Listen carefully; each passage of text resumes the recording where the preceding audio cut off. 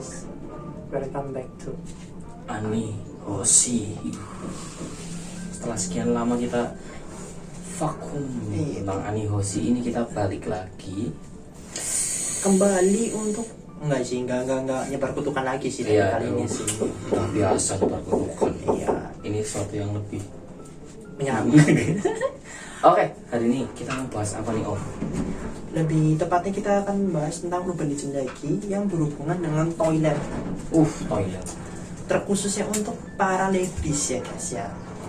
Jadi dalam kisah kali ini kita akan lebih untuk menceritakan tentang akamanto.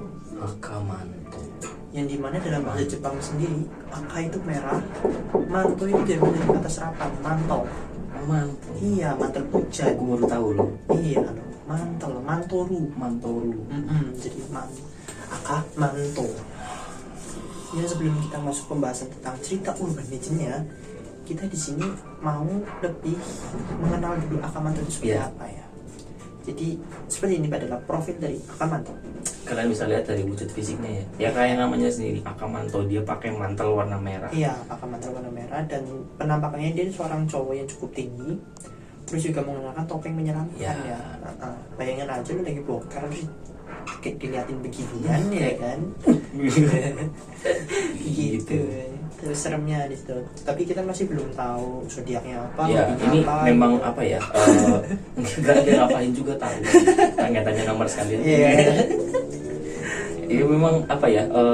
Akamanto ini sedikit misterius ya. Dalam arti memang kita belum tahu apa detail-detailnya dia tuh kayak gimana ya. Iya, jadi emang buat kita cari tentang lebihnya lagi tentang akamanto tersebut, kita itu datanya itu belum bisa lebih dalam lagi tentang profilnya. Jadi profilnya akamanto memang seperti itu. Yang kita tahu adalah urban legendnya. Sebelum kita masuk ke urban legend sekali lagi, kita akan mengenal kenapa dia bisa menyebabkan urban legend seperti itu. Alasannya. Ini dia, kita masuk ke segmen history.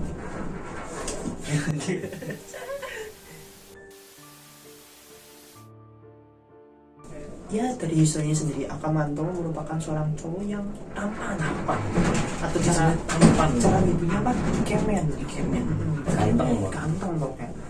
Tapi ya sekali lagi usut punya usut, ternyata kegantengannya itu bukannya menimbulkan berkah tapi malah petaka ya guys. Ya as usual ya, ada pasti. Ada yang cantik malah petaka, ganteng juga malah petaka. Iya, malah petaka. Jadi karena kegantengannya itu dia malah dikejar-kejar oleh banyak cewek.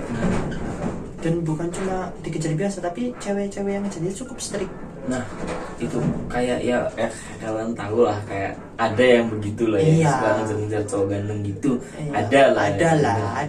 Ya memang karena stringnya mungkin jadi annoying, maksudnya apa ya, dia jadi disturb loh, jadi terganggu, jadi bahkan sampai di stalker sampai ke rumahnya, bahkan ibaratnya dia pipis sekali pun aja itu ada yang nonton. Iya, dulu ibarat kata nggak ada Instagram, nggak ada sosial media, jadi ya caranya stalking ya kalau nggak ngikutin orangnya terus, itu bener-bener sampai ke rumahnya. Kayak kan pernah nonton film SpongeBob kan yang Squidward jadi ganteng, kayak gitu. Nah, kayak gitu persis. Hidupnya nggak tenang banget. Hidupnya nggak tenang. Kan mandi sampai sabunnya diambil. Iya, gitu. Itulah yang menyebabkan dia memiliki dendam kesumat tersendiri kepada seorang wanita. Mungkin arwahnya menjadi gentayangan ya kan. Iya. Tapi dari data yang kita cari, kita nggak tahu tentang kematiannya kenapa ya. Iya, nggak ada cerita detail soal kematian dia gimana, atau mungkin dia sebenarnya masih hidup jadi psikopat. Kita juga nggak tahu. Itulah kenapa kita sebut itu urban legend. Iya. Dan karena itu kita akan itulah historinya. Dan sekarang kita akan masuk ke segmen urban legend.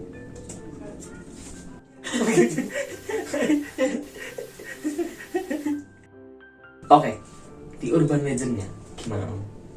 Urban legendnya sendiri itu menceritakan tentang teror di toilet, yang dimana biasanya diperuntukkan untuk toilet para wanita ya.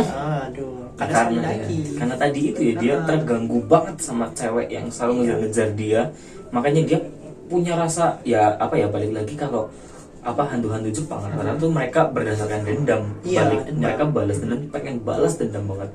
Iya, arwahnya gentayangan lah gitu kan.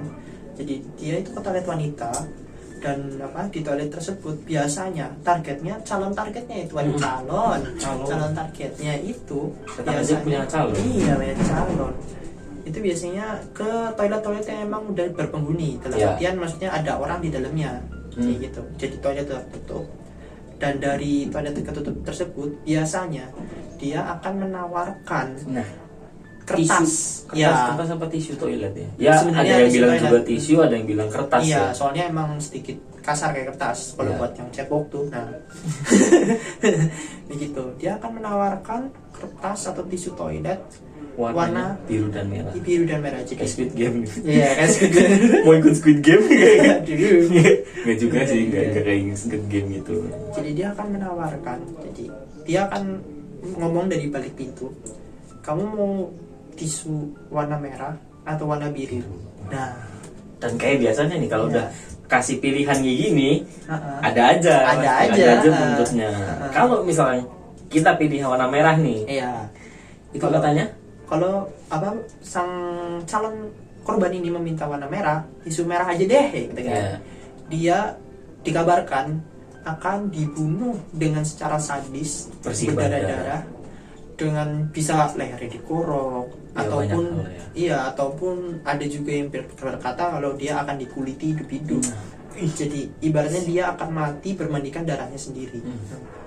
Terus kalau yang diambil kertas warna biru atau tisu warna biru, kalau warna biru nih jangan pikir kalian akan selamat nih ya.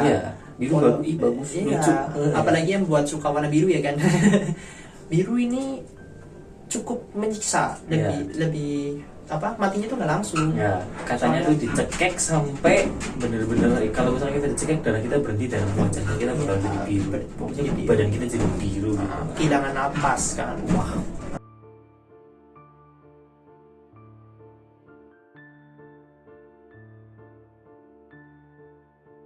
Dan buat tahu pikiran kalian, gak usah milih lah, ngapain? Tidak bisa. Hantu ini cukup baperan. Kalau dia ditanya tapi nggak dijawab, dia marah, guys. Dia akan terus menunggu kalian sampai membukakan pintu. Ayo, nggak bisa keluar kan? Mau ngapain? Dan dari situ kalian antara milih, mau lari pun juga susah. Kalian akan langsung ditikam saat itu juga. Bisa. Itu kalau kalian nggak memilih.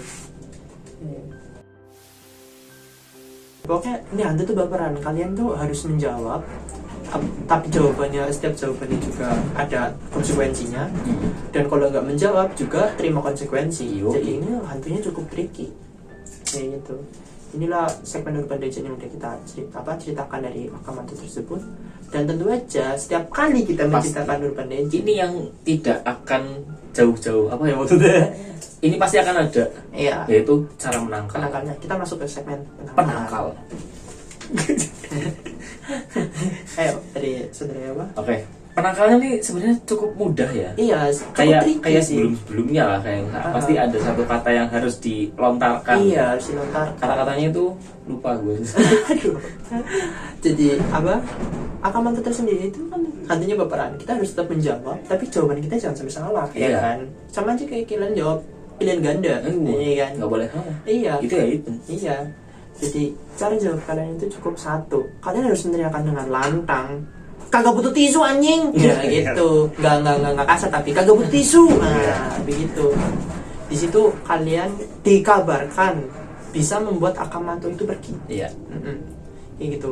Ya soalnya kalian kagak butuh kan, ya dia nawarin kan. Oh, kagak laku nih. Ya udah gua pulang. Mas tisu, Mas. Enggak beli. Ya aduh, gua nyarinya kacang ya. Cara penangkal akam itu cuma satu yang berhasil kita gali-gali sejauh ini. Intinya nggak butuh tisu. Kalian cukup bilang kagak butuh tisu tapi dengan suara yang keras. Iya. Yang itu jadi gimana ya, dengan intonasi tinggi juga bisa membuat akam hantu itu sendiri cukup kaget. Iya, shock. Cukup shock. Jadi dari situ kalian bisa dikabarkan bisa survive lah. Ya, kabarnya gitu.